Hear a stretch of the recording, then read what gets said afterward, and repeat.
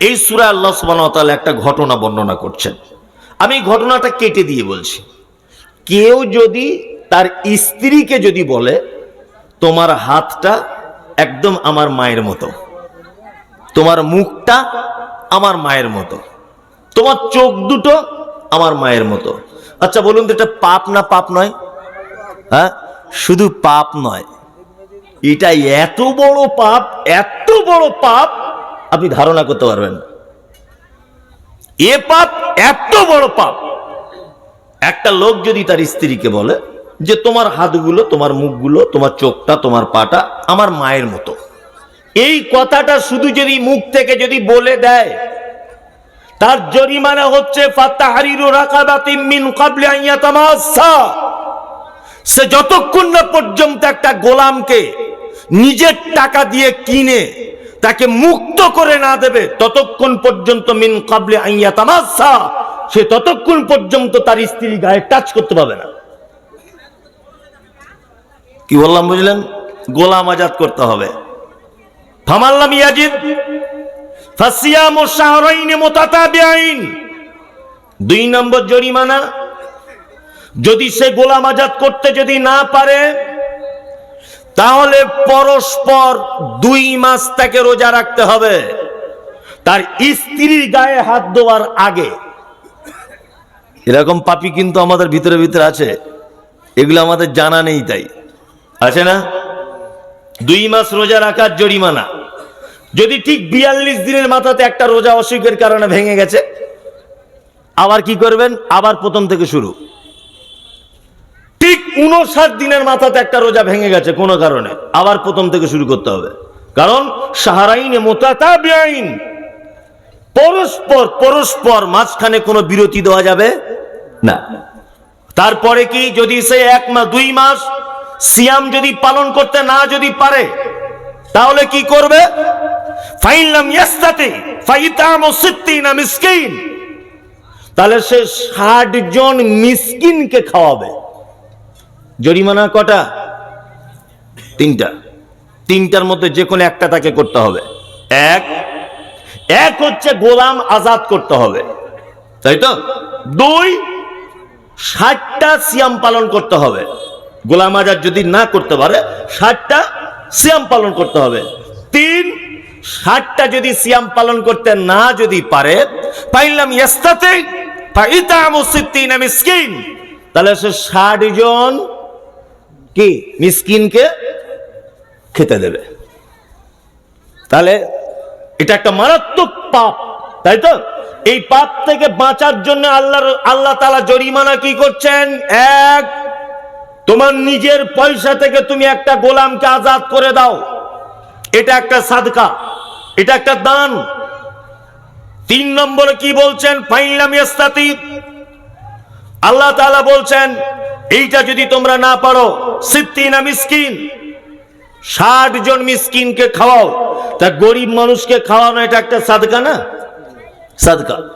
পৃথিবীতে যত রকমের পাপ আছে, সমস্ত পাপ থেকে ক্ষমা চাওয়ার আগেই আপনি সাদকা করে দেন পাপের জন্য, অবশ্যই আপনার পাপকে মিটিয়ে দেওয়া হবে। এইবার আপনাকে একটা কথা বলি, আপনি হজ করতে গেছেন, হজ করতে গিয়ে কোনো কারণে কোনো একটা ত্রুটি হয়েছে, কোনো একটা ত্রুটি, কুরবানি দিতে ভুলে গেছিলেন, নয় আপনি তওয়াফ করতে করতে মিস করে দিয়েছেন, নয় আপনি সাফা মারওয়া দৌড়াতে ভুল করে দিয়েছেন। তা ভুলের তো একটা জরিমানা আছে, আছে না? নেই? ভুলের জরিমানা কি না? ভুলের জরিমানা প্রথমে হচ্ছে আপনার 10টা সিয়াম পালন করতে হবে 10 দিন। কতদিন?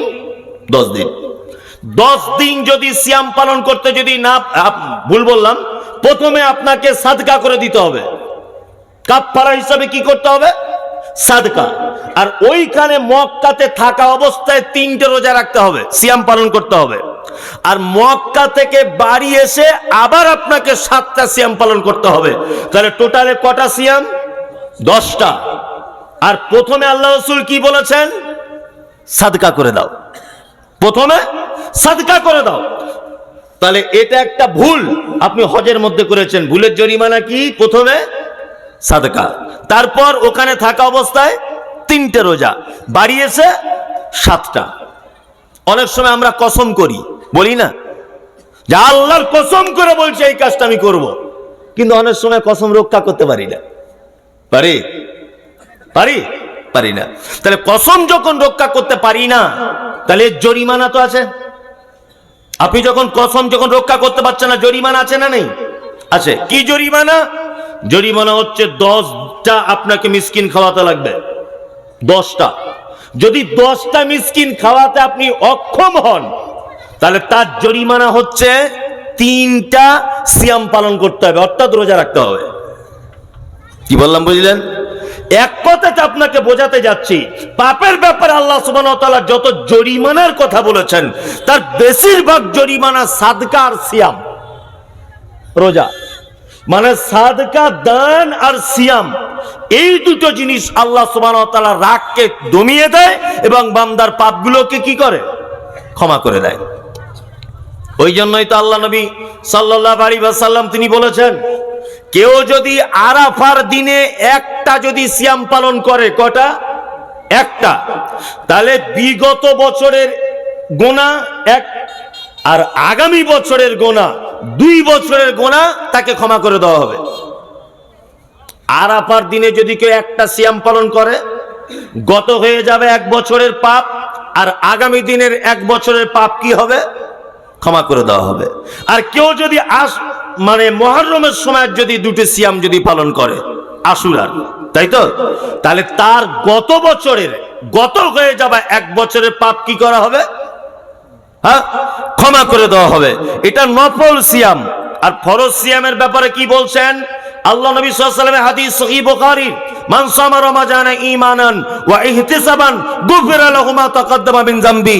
কোন মানুষ যদি ঈমানের অবস্থায় নেকির আশায় রমজানের যদি সিয়াম পালন করে 1 মাস, গুফিরা লাহু মা তাকাদ্দামা মিন যামবি, তাহলে তার জীবনের সমস্ত পাপ ক্ষমা করে দেওয়া হয়। না সুবহানাল্লাহ কালকে বলবেন যদি টাইম না থাকে। হ্যাঁ, এইসব সুবহানাল্লাহ বলে তো অভ্যাস নেই আমাদের। আর এইসব জবান থেকে সুবহানাল্লাহ বার হয়, সারাদিন বিড়ি টেনে খৈনি খেয়ে এ করে এইসব জবান থেকে সুবহানাল্লাহ বার হওয়া মুশকিল। মুশকিল না? মুশকিল। এটা যদি আল্লাহ নবী সাল্লাল্লাহু আলাইহি ওয়াসাল্লামের পরিবেশ যদি হতো, আল্লাহু আকবার, সাহাবীদের যদি পরিবেশ হতো, তা এতক্ষণ সাহাবায়ে কেরামগণ কামতেন, হাওয়াও করে কামতেন।